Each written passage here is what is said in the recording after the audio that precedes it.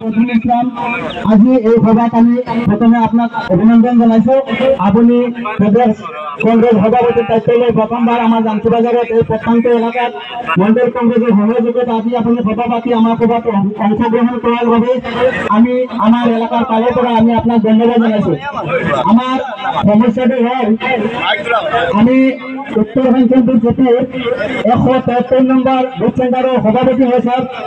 আমার অঞ্চলত আপনি যদি পর্যবেক্ষণ করে তেন্তে হলে আপনি চাব এই এলাকাতে খোৱা পানীৰ সমস্যা আটাইতকৈ বেছি মানুহে যেতিয়া সিজন টাইম আহে তেতিয়া মানুহে খোৱা পানীৰ কাৰণে গৰ্তৰ পানী খাব লগা হয় আৰু মানুহে এই যে বিশুদ্ধ পানী নোপোৱাৰ কাৰণে মানুহে বেয়া পানী পান কৰি মানুহে বিভিন্ন ধৰণৰ রূপান্তরিত হয়।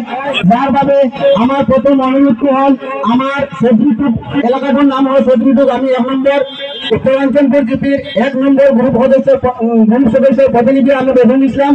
আমার গ্রুপের সমস্যা আটাইতকৈ বেশি খোৱা পানীর এইটো। আর দ্বিতীয় নম্বরে হল আমার এলাকাটো সেদ্রিটুক, যেহেতু এই এলাকাত প্রায় জনবসতি মানুষ আছে স্যার, তাতে ভূমি পাট্টাটো অতি সোনকালে দিব লাগে।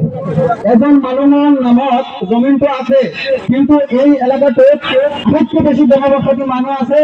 আমি আপনাক আমি অনুরোধ করিম যে আমার এই এলাকাটোত অতি সোনকালে যাতে ভূমি পাট্টা দেওয়া হয়।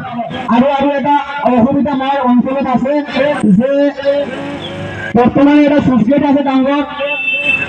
আপনি যদি চায় তেন্তে হলে কমসে কম 2000 পৰা 3000 বিঘা জমিন ধান খেতি কৰে থাকে কৃষকসকলে, কিন্তু বানপানীৰ কাৰণে এটা সুইচগেটেৰ বাবে সকলো মানুহৰ ধান বিনষ্ট হৈ যায়। আমি বাৰে প্ৰতিবাদ কৰিছো, বাৰে অভিযোগ দিছো। বছৰৰ শেষত দেখা যায় এজন মানুহ আহিছে, তাত ফটো তুলিছে, মেৰামত কৰিম বুলি কৈছে আৰু এটা বাৰে ফোন কৰিলে ফোন নতুলে আৰু এই কারণে কৃষকসকলে না খাই মরিব লগা হয়েছে। আমি এটা অনুরোধ করেছি অতি সোনকালে যাতে এই সমস্যাটির সমাধান হয়। আৰু এটা কথা স্যার, আমার অভিযোগ আছে স্যার।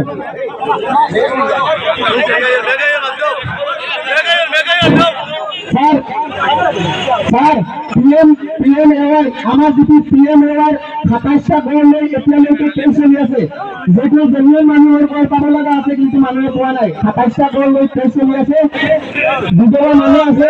এইবিলাকৰ ঘৰটো যাতে অতি সোনকালে সমস্যাটো সমাধান কৰি PMAY ঘৰটো দিয়া হয়।